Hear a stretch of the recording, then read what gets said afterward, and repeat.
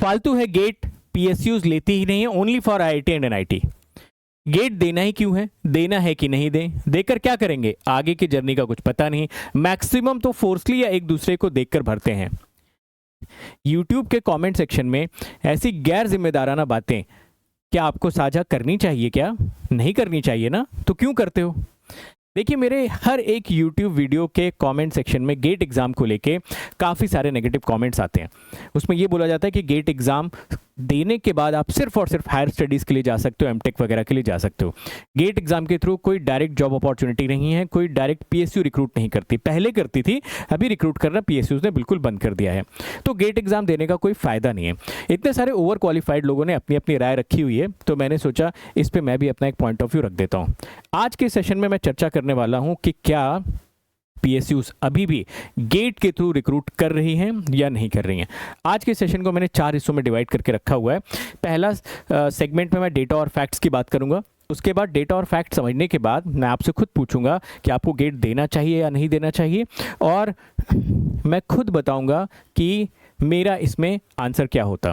फिर मैं बात करूंगा कि अगर लोग ऐसा बोल रहे हैं कि यार गेट के थ्रू तो पीएसयूज हायर ही नहीं कर रही हैं, तो फिर हम गेट का एग्ज़ाम ही क्यों दें, हम सीधे पीएसयूज की तैयारी ना कर ले, क्योंकि हमारा तो सपना है जॉब करने का, पीएसयूज में जाने का। तो गेट की तैयारी से तो क्या ही होगा, एमटेक करने का वैसे भी हमारा मन नहीं है या फिर हमारा सपना नहीं है, हम तो डायरेक्ट किसी टॉप के पीएसयू में जाना चाहते हो। तो why not prepare for the PSU itself. और फाइनली लास्ट में मैं आपको एक ऐसा सजेशन देने वाला हूँ जो सभी एस्पिरेंट्स के लिए बहुत इंपॉर्टेंट है, जो गेट को टारगेट कर रहे हैं या किसी भी तरीके के कॉम्पिटिटिव एग्जाम्स की प्रिपरेशन कर रहे हैं। ये सजेशन ना सिर्फ आपको पर्सनल बल्कि फ्यूचर में जब आप प्रोफेशनल लाइफ में जाओगे वहाँ पे आपको हेल्प करेगा, आपको एक्सेल करने में मदद करेगा और आपको मेंटली स्ट्रांग बनाएगा। तो चलिए आज का सेशन स्टार्ट करते हैं। सबसे पहले बात करते हैं डेटा एंड फैक्ट्स की। तो सबसे पहले तो मैं ये मानता हूँ कि बहुत सारे ऐसे पीएसयूज हैं जिन्होंने हाल फिलहाल में गेट के थ्रू अपना रिक्रूटमेंट ऑप्ट ना करके अपना सेपरेट एग्जामिनेशन कंडक्ट करवाया। बट इसका ये बिल्कुल भी मतलब नहीं है कि सारे के सारे पीएसयूज ने गेट के थ्रू ड्रॉप ऑफ कर लिया। अभी बहुत सारे ऐसे पीएसयूज हैं जो एक वैलिड गेट स्कोर कार्ड की डिमांड रखती हैं फॉर रिक्रूटमेंट, जैसे कि एनपीसीआईएल पोस्ट है आपके एग्जीक्यूटिव ट्रेनी। टोटल वैकेंसीज आपको 400 दिख रहे होंगे, ब्रांचेस आप देख सकते हो। सिलेक्शन प्रोसेस है गेट 22, 23, 24 का स्कोर कार्ड, साथ में इंटरव्यू। DSIIDC की बात करें, एग्जीक्यूटिव इंजीनियर ब्रांचेस आप देख लो, 277 सीट्स हैं, गेट 23 का स्कोर कार्ड, साथ में इंटरव्यू इनको चाहिए। NHPC ट्रेनी इंजीनियर की यहाँ पे बात हो रही है, 280 वैकेंसीज इसमें भी हैं, गेट 2023 का स्कोर कार्ड, साथ में आपको इंटरव्यू चाहिए। THDC की अगर आप बात करोगे तो पोस्ट है इंजीनियर ट्रेनी की, 10 सीट्स हैं, गेट 21, 22, 23 का, इसमें स्कोर कार्ड इनको चाहिए।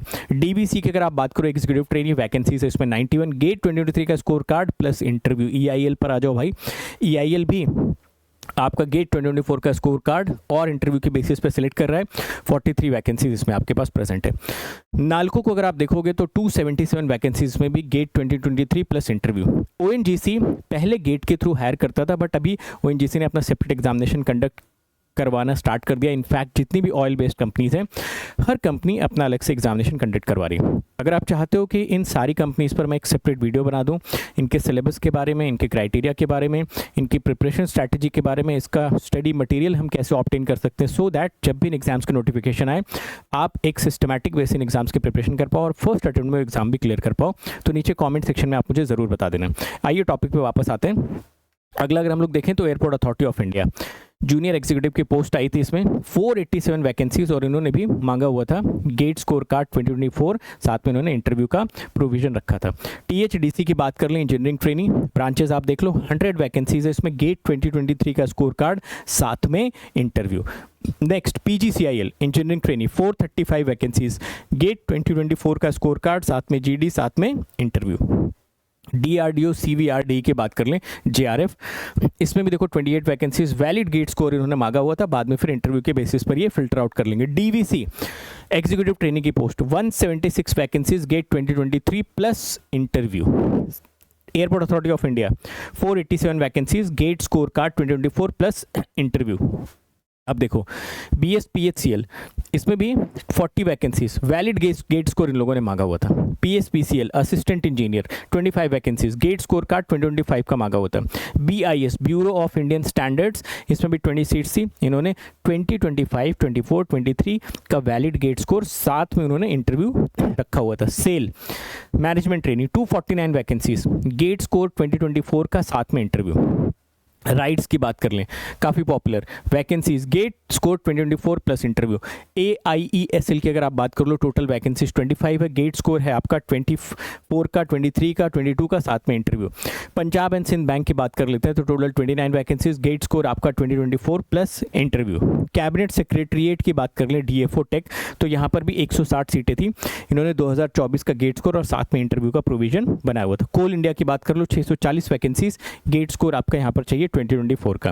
NTPC में 475 वैकेंसीज, गेट स्कोर 2024 का। NTRO की अगर हम लोग बात कर लें, 75 vacancies, GATE score plus centre based test plus interview. PGCIL PESL की बात कर लें, 47 वैकेंसीज, यहाँ पे गेट स्कोर, GD, इंटरव्यू। फिर आप ARCI पर आ जाओ, 36 वैकेंसीज, वैलिड गेट स्कोर, साथ में इंटरव्यू। DRDO DRDL की अगर हम लोग बात कर लें, JRF का इसका नोटिफिकेशन मैंने कवर किया था आप लोगों के लिए, 12 वैकेंसीज में वैलिड गेट स्कोर, साथ में इसका इंटरव्यू चाहिए। फिर हम लोग बात कर लेते हैं MPSEDC की, इसमें वैलिड गेट स्कोर इन्होंने मांगा हुआ है। PGCIL गेट 2025 का स्कोर कार्ड, साथ में इंटरव्यू, इसमें इन्होंने डिमांड करी हुई है। CSIR NAL की अगर आप बात कर लो, वैकेंसी इसमें टोटल 29 है, वैलिड गेट स्कोर, और यहाँ पर चाहिए आपको इंटरव्यू। NSIC की बात कर लेते हैं, इसमें 25 वैकेंसीज, गेट स्कोर 23 का, 24 का, साथ में इंटरव्यू। NLCIL की बात कर लें, 167 वैकेंसीज, गेट 2025 का स्कोर कार्ड, साथ में इंटरव्यू। PGCIL पावर टेल की बात कर लें, 22 वैकेंसीज, साथ में इसमें गेट 24 का score card, GD plus interview. थक जाओगे, मगर इतने PSUs हैं गेट के थ्रू कि गेट की तैयारी करना तो बनता ही है। बट मैं कुछ और पॉइंट्स आपको बताने वाला हूं कि हम गेट की तैयारी करें या ना करें। NHAI की बात कर लो, 60 वैकेंसीज, गेट स्कोर 2024 का। बार सबको पता है, इसमें आपका गेट का स्कोर कार्ड भी चल जाता है, सेंटर बेस्ड टेस्ट भी आप दे सकते हो, साथ में इसमें अल्टीमेट आपका जो टेस्ट होता है वो इंटरव्यू में होता है। DRDO की बात कर लेते हैं, TBIR TBRL DI BER 11 vacancies, valid GATE score plus interview.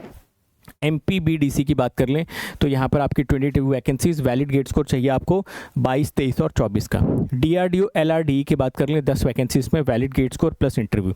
GAIL की आप बात कर लीजिए, 73 वैकेंसीज, 2025 का वैलिड गेट स्कोर होना चाहिए, साथ में इंटरव्यू। नीपको की बात कर लो, नीपको 17 वैकेंसीज, वैलिड गेट स्कोर 2024 का प्लस इंटरव्यू। RWD की बात कर लीजिए, 231 vacancies, GATE score plus interview.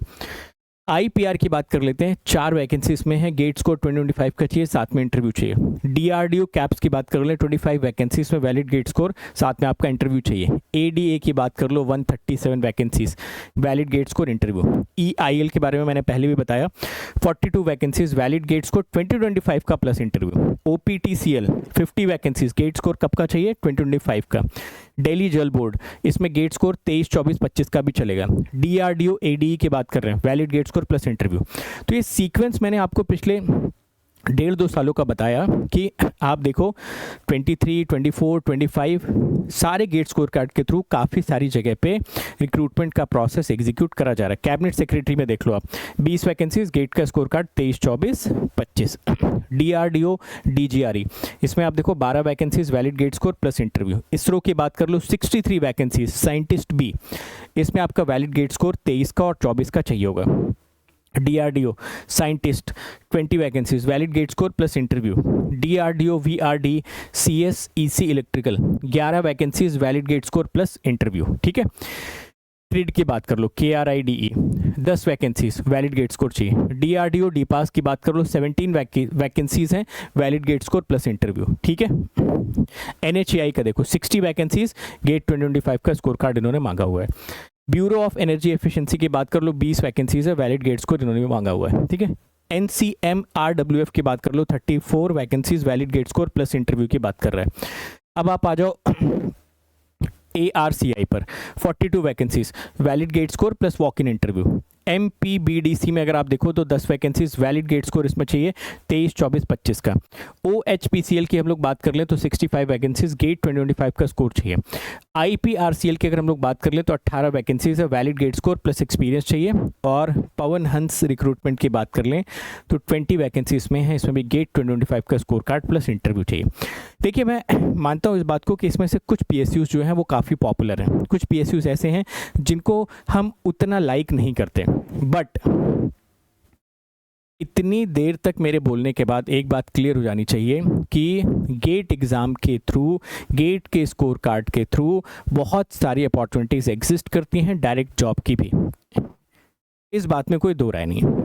But अभी भी मैं इस सवाल का जवाब देना चाहूँगा कि क्या हमको गेट की प्रिपरेशन करनी चाहिए या नहीं करनी चाहिए। आइए इस बात पे थोड़ी सी चर्चा करते हैं कि क्या हमको गेट का एग्जामिनेशन देना चाहिए कि नहीं देना चाहिए। देखिए बहुत सारे बच्चे different ask me anything sessions में मुझसे पूछते रहते हैं कि सर मैं किस एग्ज़ाम की तैयारी करूँ, मुझे क्या करना चाहिए। तो मेरा एक बहुत ही सिंपल सा आप लोगों के सामने जवाब होता है कि सबसे पहले ना आप top of the funnel clear रखो। Top of the funnel clear रखने का मतलब क्या होता है, जैसे मान लो मैं कॉलेज में हूँ और मुझे एग्ज़ाम सेलेक्ट करना है कि यार मेरा जो स्ट्रेंथ है, मेरी जो वीकनेस है, जिस तरीके का मैं अपने आप को परसीव करता हूँ, उसके बेसिस पर इनमें से किन पर्टिकुलर एग्ज़ाम को मैं टारगेट कर सकता हूँ। जैसे मान लो कि जो सिविल सर्विसेज एग्ज़ाम की रिक्वायरमेंट है, जहाँ पर आपको हिस्ट्री, पॉलिटी, ज्योग्राफी, इन सब चीज़ों में अगर आपको काफ़ी इंटरेस्ट है, आपको लगता है कि आप इस पर्टिकुलर एग्ज़ाम की जो रिक्वायरमेंट है आपकी स्किल सेट उसको सूट कर रही है, तो आप सिविल सर्विसेज का एग्ज़ाम चूज़ कर लो, कोई दिक्कत वाली बात नहीं है। ठीक है। सिमिलरली किसी को लगता है कि सर मैं कैट के थ्रू जाना चाहता हूँ, आप कैट का एग्जामिनेशन तो चूज़ कर लो। किसी को लगता है सर मैं combined graduate level test SSC जो करवाती है उसमें ज़्यादा कंफर्टेबल, वो चूज़ कर लो। बैंक PO से बहुत सारे एग्जाम्स है। तो सबसे पहले top of the funnel clear रखो कि मैं इस एग्ज़ाम की तैयारी करना चाहता हूँ। मान लेते हैं कि मैंने ये चूज़ किया कि जो मेरी स्ट्रेंथ एंड वीकनेस है उसके हिसाब से मैं इंजीनियरिंग डोमेन के एग्जाम्स की तैयारी करूंगा। अब इंजीनियरिंग डोमेन में कौन कौन से एग्जाम्स आते हैं, GATE, engineering services, PSU, AE, ISRO, DRDO, BARC, बहुत सारे ऐसे एग्जाम्स हैं जो हम दे सकते हैं। तो अगर मैंने ये चुना कि मैं इंजीनियरिंग वाली स्ट्रीम में जितने भी एग्ज़ाम्स होते हैं मैं उन एग्ज़ाम्स को अटेम्प्ट करूंगा, तो मेरा सबसे पहला थॉट प्रोसेस ये नहीं होना चाहिए कि मैं गेट दूंगा कि नहीं दूंगा, मैं ESC दूंगा कि नहीं दूंगा, मैं PSU दूंगा कि नहीं दूंगा, मैं AEJ दूं कि ना दूं, मैं ISRO, DRDO, बार्क की तैयारी करने में लग जाऊं। बिल्कुल गलत थॉट प्रोसेस। पहला नज़रिया होना चाहिए कि हमें अपनी ब्रांच के सब्जेक्ट्स प्रिपेयर करने। फॉर एग्जाम्पल अगर मैं सिग्नल सिस्टम पढ़ रहा हूँ तो मैं पहले सिग्नल सिस्टम पढ़ूंगा अच्छी तरीके से। मैं ये नहीं सोचूंगा कि मैं सिग्नल सिस्टम पढ़कर मैं गेट का एग्जाम दूंगा कि ESC का एग्जाम दूंगा कि किस चीज़ का एग्जाम दूंगा। फिर मैं डिजिटल इलेक्ट्रॉनिक्स पढ़ूंगा, ऐसे कंट्रोल सिस्टम पढ़ूंगा, ऐसे कोई मैकेनिकल का होगा तो अपने मैकेनिकल के सब्जेक्ट प्रिपेयर करेगा। तो पहले आप अपनी ब्रांच के 70 to 80% सब्जेक्ट्स को अच्छी तरीके से पढ़ो। सब्जेक्ट को अच्छी तरीके से पढ़ने का मतलब है कि आप उसको एक स्टैंडर्ड लेवल का पढ़ो। अब एक स्टैंडर्ड लेवल जो होता है वो गेट और ESC का लेवल होता है। अगर आप उस स्टैंडर्ड लेवल पर सब्जेक्ट को अच्छी तरीके से पढ़ लेते हो, पढ़ने के बाद आप इनमें से सारे एग्जाम्स अटेम्प्ट करो ना, कौन मना कर रहा है। आप गेट का भी एग्जामिनेशन दीजिए, गेट के एग्जामिनेशन से जो लर्निंग मिले उसको इंप्रूव करके आप PSC का दीजिए। बहुत सारे PSUs के ऑप्शन आपको गेट स्कोर कार्ड के थ्रू मिल जाएंगे। बहुत सारे PSUs अपना अलग से एग्जामिनेशन कंडक्ट करवाएंगे, उन एग्जामिनेशन को आप अटेम्प्ट करिए। AEJ के एग्जाम में आप बैठना चाहते हैं वहाँ चले जाइए, ISRO, DRDO, बार्क देना चाहते हो आप चले जाओ। देखिए जो बात मैंने बोली इसके दो पहलू हैं। पहला पॉइंट ये है कि हमें अपनी ब्रांच के जो 8, 9, 10 स्टैंडर्ड सब्जेक्ट्स हैं उनको यार एक थॉरो इन डेप्थ पढ़ाई करनी ही पड़ेगी। हम अगर ऑल इंडिया लेवल का कोई भी कॉम्पिटिटिव एग्जामिनेशन क्रैक करके जॉब लेने का सोच रहे हैं, कभी भी कैजुअल प्रिपरेशन से, कभी भी ओवर द टॉप प्रिपरेशन से ऑल इंडिया लेवल के एग्ज़ाम क्रैक नहीं कर पाओगे आप। उसके लिए आपको सब्जेक्ट की नॉलेज होनी चाहिए। उसके लिए आपको किसी भी रिसोर्स को यूज़ करने की फ्रीडम। आपको लग रहा है सर मैं यूट्यूब के फ्री लेक्चर से पढ़ सकता हूँ, वेल एंड गुड। आपको लगता है मैं किसी कोचिंग का सब्सक्रिप्शन ले सकता हूँ, आपकी मर्जी। कोई लगता है NPTEL पे पढ़ सकता हूँ, ये आपकी कॉल है, आप कैसे पढ़ना चाहते हो, ये एक अलग मुद्दा है, इस पर कभी बाद में डिटेल में चर्चा करेंगे। बट मेरे कहने का मतलब ये है कि आपको सब्जेक्ट्स की नॉलेज होनी चाहिए, क्योंकि सिग्नल सिस्टम का सवाल गेट में भी पूछा जाएगा, उसका लेवल थोड़ा अच्छा होगा। ESC के प्रीलिम्स में वो लेवल थोड़ा सा कम होगा, मेंस में थोड़ा ज़्यादा हो जाएगा। PSUs में शायद वो लेवल और कम हो, AEJ में थोड़ा सा थ्योरेटिकल की तरफ आप चले जाओगे, ISRO में, DRDO में, बार्क में लेवल फिर से गेट लेवल का आने लगेगा। तो अगर आप ये बोल रहे हो ना कि सर मैं PSU के अलग से तैयारी क्यों ना कर लूँ, सिर्फ ISRO की तैयारी कर लेता हूँ ना सर, सिर्फ NTPC की तैयारी कर लेता हूँ, ऐसा कोई कर नहीं पाया आज तक, ना ही आप कर पाओगे। तैयारी हमेशा सब्जेक्ट की होती है, सब्जेक्ट की आप इन डेप्थ अच्छे से पकड़ बनाओ। अब एक बार आपके पास पकड़ बन गई, आप नोट्स को बार बार रिवाइज करो, गेट के पीवाईक्यूज लगाओ, ईएससी के पीवाईक्यूज लगाओ, इसरो डीआरडीओ बार के पीवाईक्यूज मिल जाओ उनको अच्छी तरीके से लगाओ, किसी पीएसयू के पेपर्स मिल जाओ उनकी भी प्रैक्टिस करो। आप ऐसा नहीं कर सकते कि आप सिर्फ एनटीपीसी में जो 50 क्वेश्चन है उनकी प्रैक्टिस करके आप सिग्नल सिस्टम सीख जाओगे या डिजिटल सीख जाओगे या फिर आपको कम्युनिकेशन आने लगेगा या आप मशीन्स के क्वेश्चंस करने लग जाओगे, नहीं कर पाओगे आप। एग्जाम में जब नए क्वेश्चन आएंगे, थोड़ा सा ट्विस्टेड आएगा, कोई थ्योरेटिकल क्वेश्चन आ गया, आप वहाँ पे अटक जाओगे। आई होप आप मेरी बात को समझ पा रहे हो कि सबसे पहले एग्जाम को चूज करो। मैं ये बिल्कुल नहीं बोल रहा हूँ कि आप इंजीनियरिंग डोमेन के एग्जाम चूज करो, मत करो चूज। आपको कैट का जो रिक्वायरमेंट है उस कैट की तैयारी करो, फिर उस एग्जाम के नीचे वाले फनल में जितने भी एग्जाम्स आते हैं सारे दो, जीमैट भी दो और फिर आप सैट भी दो, सब दे दो जितने भी आते हैं। सिमिलरली अगर आप इस डोमेन में जा रहे हो तो सारे दो ना, जो आप एक बार एप्टीट्यूड पढ़ रहे हो, एसएससी सीजीएल भी दो और दुनिया भर के इसमें एग्जाम्स होते हैं, बैंक पीओ सारे दो एग्जाम्स। सिविल सर्विसेज की प्रिपरेशन कर रहे हो तो आप अपने स्टेट में भी जो सर्विसेज वाले एग्जामिनेशन होते हैं, बहुत सारे एग्जाम्स होते हैं जो इसके डेरिवेटिव्स होते हैं, उनको भी आप अटेम्प्ट करो। बट प्रिपरेशन पॉलिटी की आपके इन डेप्थ होनी चाहिए, तभी आपसे ऑल इंडिया लेवल का एग्जामिनेशन निकलेगा। ठीक है।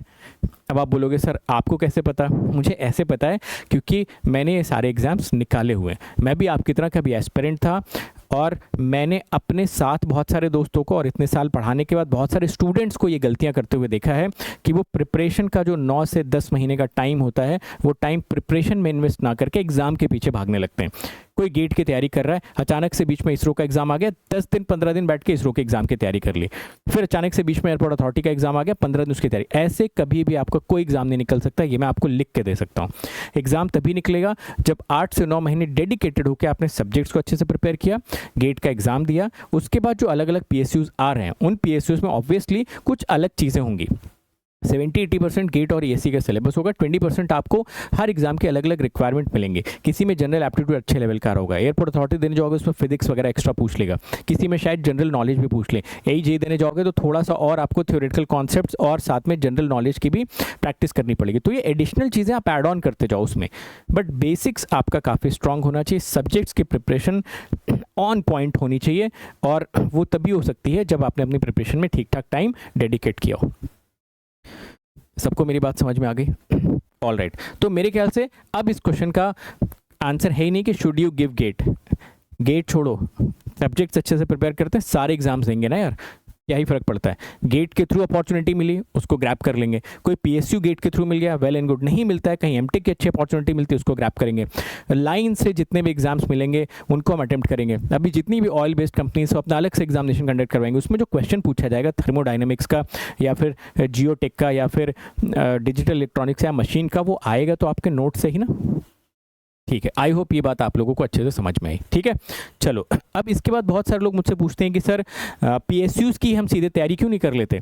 पीएसयूज़ में तो उतने हाई लेवल का आता नहीं है, तो हम पीएसयूज़ की प्रिपरेशन कर लेते हैं। तो एक बात बताओ आप मुझे, जब आप पीएसयूज़ की खाली प्रिपरेशन करोगे और जिस लेवल का पीएसयू में पूछा जाएगा आपने उस लेवल की तैयारी कर ली, बट पीएसयू का एग्जाम खाली क्या आप ही देने जाओगे क्या? पीएसयू का एग्जाम वो बंदा भी तो देने जाएगा जिसने गेट या ईएससी लेवल की प्रिपरेशन कर रखी है। एजे का एग्जाम वो बंदा भी तो देने जाएगा जिसने गेट और ईएससी लेवल की प्रिपरेशन कर रखी है। आप लोगों ने बेसिक प्रोजेक्टाइल का कॉन्सेप्ट पढ़ा होगा कि अगर सामने बैठी हुई चिड़िया को आपको मारना है तो थोड़ा सा ऊपर आपको एम करना पड़ता है। तो आप मुझे लॉजिकली ये चीज़ बता दो, आप उस बंदे को कैसे बीट कर सकते हो जिसकी प्रिपरेशन गेट लेवल की या ईएससी लेवल की, और आप सोच रहे हो कि मैं चलो 200 क्वेश्चन रट लेता हूँ जो पीएसयू में आता है उससे मेरा एग्जाम निकल जाएगा। ऐसा नहीं होता है। ठीक है, ऐसा नहीं होता है। आपको जैसा मैंने बोला, अगर ऑल इंडिया लेवल का एग्जामिनेशन क्रैक करके उसमें रैंक लाके जॉब लेनी है, उसका एक ही तरीका है कि सब्जेक्ट पे अच्छी पकड़ बनाओ। दो जो ऑल इंडिया लेवल के मोस्ट स्टैंडर्ड एग्जामिनेशन है गेट एंड ईएससी, उसके सारे पीएसयू सारे प्रीवियस ईयर क्वेश्चंस को बिल्कुल चाट जाओ। प्रीवियस ईयर क्वेश्चंस को 10-10 बार लगा डालो। प्रीवियस ईयर क्वेश्चंस उसके किसी पीएसयू का, इसरो का, बार का पीवाईक्यू मिल जाए, उसके क्वेश्चंस आप लगा डालो दबा के। आप अलग अलग एग्जामिनेशन के टेस्ट सीरीज वगैरह भी मार्केट में आती हैं, उन टेस्ट सीरीज के आप क्वेश्चंस को अटेम्प्ट करो, तब जाके पॉसिबिलिटी बनती है कि हम एक अच्छे एग्जाम्स को क्रैक कर पाएंगे। आप देखते होंगे कि जो बच्चा टॉप करता होगा वही बच्चा हर जगह पे आपको दिखता है कि यार इसका इसरो में भी हो गया, इसका बार्क में भी हो गया। क्यों? क्योंकि उसकी प्रिपरेशन लेवल वैसी है, इस वजह से उसका सारे एग्जामिनेशन में हो जा रहा है। तो आई होप आप इन बेसिक चीज़ों को समझ पा रहे होंगे। अब लास्ट में सजेशन कि सर आप क्या सजेशन देने वाले थे। मेरा सजेशन आप लोगों के लिए ये है कि आप में से जितने भी नए स्टूडेंट्स हो, फर्स्ट ईयर में हो, सेकंड ईयर में हो, या अभी नई नई गेट के बारे में जानकारी मिले, गेट की तैयारी करना स्टार्ट करना चाहते हो, तो आप ये भैया दीदी वाले कल्चर से बाहर निकलो कि किसी से भी सजेशन ले लिया, अरे भैया बता दो मैं गेट की तैयारी कैसे कर लूँ, अरे दीदी आप बता दो मैं गेट की तैयारी कैसे कर लूँ। हमेशा सजेशन ऐसे इंसान से लीजिए जिसने खुद उस एग्ज़ाम को क्रैक किया हो। अगर विराट कोहली को बैटिंग का सजेशन लेना होगा तो वो कभी भी ऐसे प्लेयर के पास जाएगा जिसने इंग्लैंड, साउथ अफ्रीका, न्यूजीलैंड जैसी टफ कंडीशंस में रन बनाए होंगे। तो सचिन से जाके वो पूछेंगे कि आप बताओ मैं कैसे प्रैक्टिस कर सकता हूँ, क्या मुझे अपने अंदर चेंज करना चाहिए।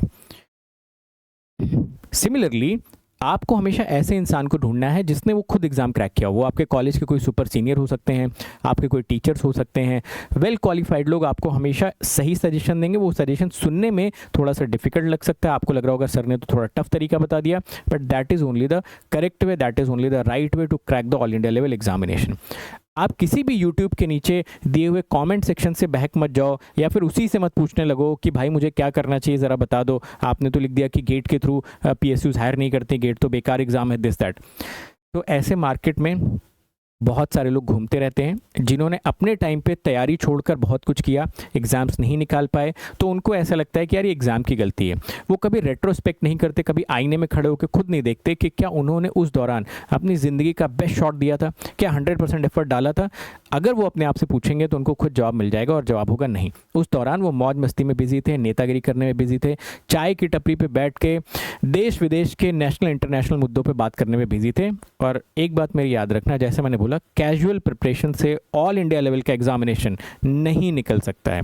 ऑल इंडिया लेवल का एग्जामिनेशन निकालने के लिए you need a serious mindset, you need a serious preparation. तो मेरा ये सजेशन है, ज़िंदगी में कभी भी कहीं पर भी आपको सजेशन लेना हो, पहले देखो कि उस फील्ड में फोड़ा किसने।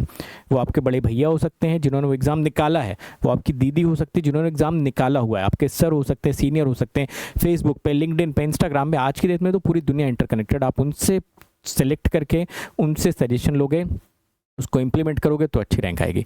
अनक्वालिफाइड लोगों से जिन्होंने एग्जाम्स नहीं निकाला हुआ है, जो रैंडम ऐसे कहीं पे भी कमेंट करते हैं, अगर आप हर किसी से ऐसे पिक एंड चूज़ करके सजेशंस लेने जाओगे तो आपके पास नेगेटिविटी बहुत ज़्यादा आ जाएगी, गलत सजेशंस बहुत ज़्यादा आ जाएंगे, और वो आपके प्रिपरेशन का जो ड्यूरेशन उसको बढ़ा देंगे। जो चीज़ आप 6 महीने में कर सकते हो उसको करने में आपको 1 साल लग जाएंगे। So this is it from my side. I hope आपको ये वेल रिसर्च्ड सेशन अच्छा लगा होगा।